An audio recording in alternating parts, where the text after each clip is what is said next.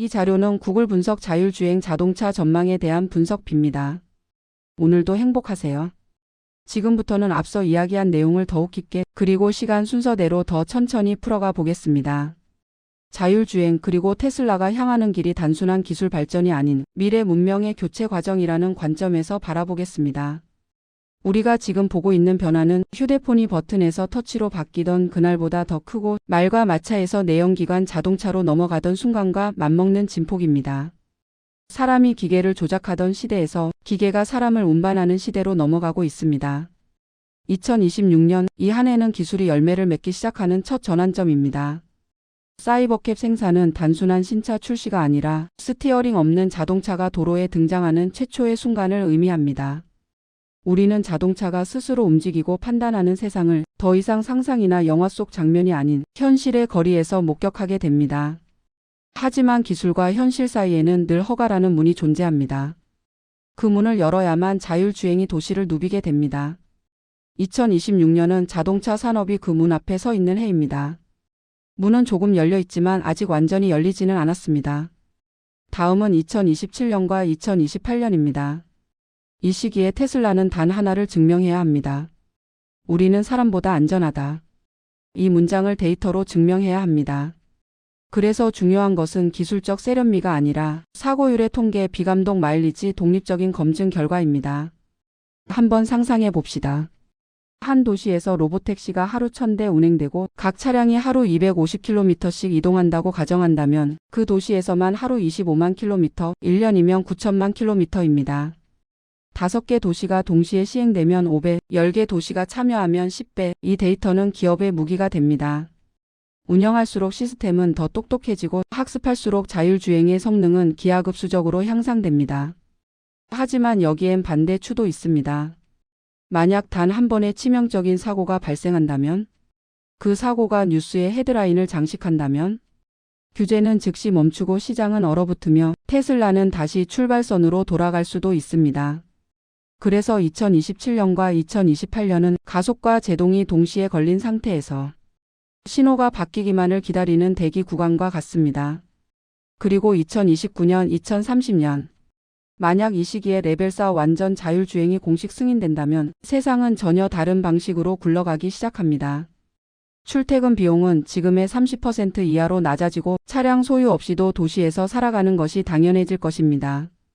주차장이 줄어들고 도심 공간이 재편되며 보험, 정비, 렌트 산업이 재구성됩니다. 운전직 일자리는 AI 기반으로 전환되고 사람은 운전하는 존재가 아니라 이동을 소비하는 존재가 됩니다. 그런데 만약 승인에 실패한다면 모든 기대는 보류되고 테슬라는 스티어링 없는 디자인을 수정해야 하며 로보택시는 먼 미래 이야기로 다시 밀려납니다.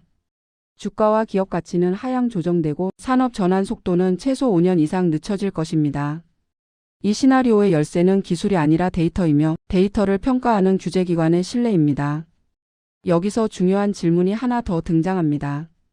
왜 엔드-투-엔드 신경망이 기존 방식보다 더 결정적일까? 엔드-투-엔드 방식은 아이가 언어를 배울 때와 같습니다. 규칙을 하나하나 프로그래밍하지 않습니다. 그저 경험하고 보고 듣고 반복하며 배웁니다. 실수는 학습의 재료가 되고 예외는 데이터에 쌓이며 결국 인간이 설명하지 못하는 방식으로 인간보다 자연스러운 판단을 하게 됩니다. 이는 경험 기반 운전자이며 코드 기반 시스템은 규칙 기반 운전자입니다. 둘 중 어떤 운전자가 오래 살아남게 될까요? 경험이 많은 자입니다. 그래서 앞으로의 자율주행 경쟁은 코드가 아니라 경험 경쟁이 됩니다.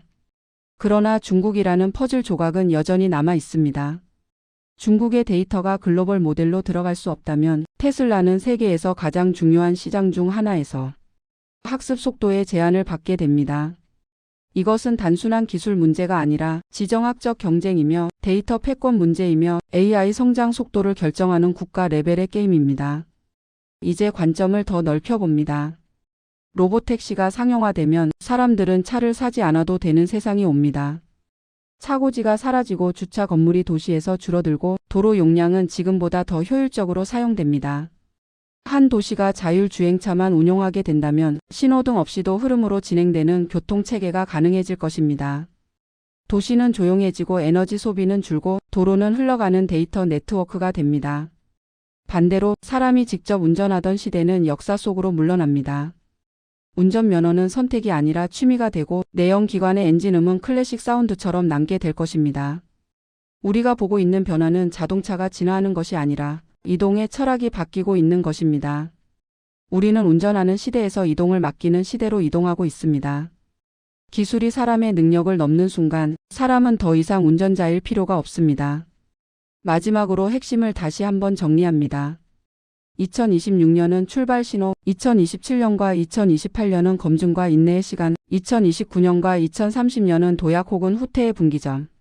그리고 이 모든 미래의 중심에는 코드가 아닌 데이터가, 기술이 아닌 신뢰가 있습니다. 우리는 지금 자동차 역사 100년을 넘기는 장면을 보고 있습니다. 기계가 스스로 길을 찾는 시대, 사람이 운전하지 않아도 되는 세계, 자율주행이라는 거대한 미래 문이 서서히 열리고 있습니다. 자율주행의 전쟁은 이제 막 시작됐습니다. 진짜 승부는 지금부터입니다.